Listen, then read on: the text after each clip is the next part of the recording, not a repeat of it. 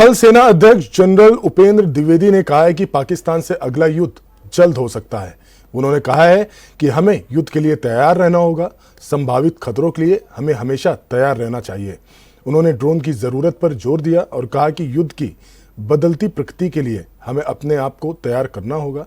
Operation सिंदूर के बारे में उन्होंने कहा कि हमें पाकिस्तान के गलत नैरेटिव से भी लड़ना पड़ा।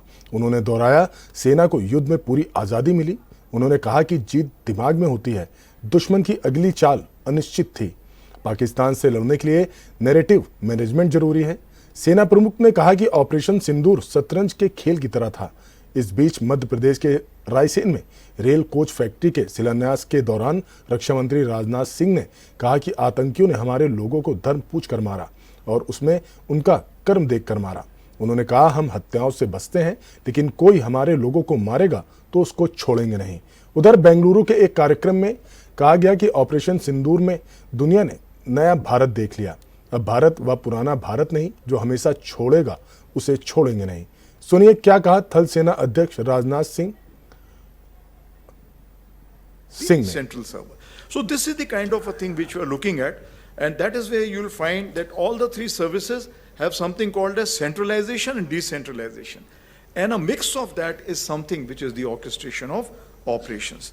The second one is narrative management system. So narrative management system is something which we realize in a big way, because victory is in mind. It's always in mind. If you ask to a Pakistani whether you lost or won, you say, my chief has become field marshal, we must have won only, that's why he's become field marshal. so what I'm saying, that this is how you can influence the population. So it is the domestic population, it is the adversaries population, and it is the neutral population.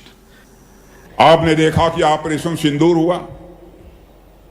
Shivraj Singh ji ने आपके सामने चर्चा की कि कैसे पहलगाम में कुछ आतंकवादियों ने आकर हमारे वहां पर्यटन के लिए गए कुछ निर्दोष नागरिकों की निर्मम हत्या कर दी थी। मेरे बहनों भाइयों, उन्होंने मान लिया था कि भारत शांत होकर बैठ जाएगा। हमारे प्रधानमंत्री जी का संकल्प था, हम लोगों ने तय किया, हम इसका मुंह तोड़ जवाब देंगे। और आपने देखा होगा, ऐसी कल्पना भी कभी नहीं की जा सकती थी, धर्म पूछ कर मारेंगे। पूछते थे कि तुम कौन हो।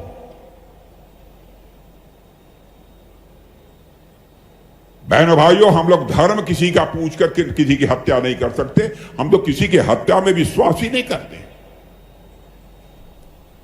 बल्कि चींटी को भी, हमारे घर में माताएं बहनें जो आटा गूंथती हैं, तेरी चींटी कोई थाली के बगल से गुजरती है तो थाली का आटा निकालकर उस चींटी के खाने के लिए डाल देती हैं और ईश्वर से कामना करती हैं कि यह चींटी भी दीर्घजीवी हो।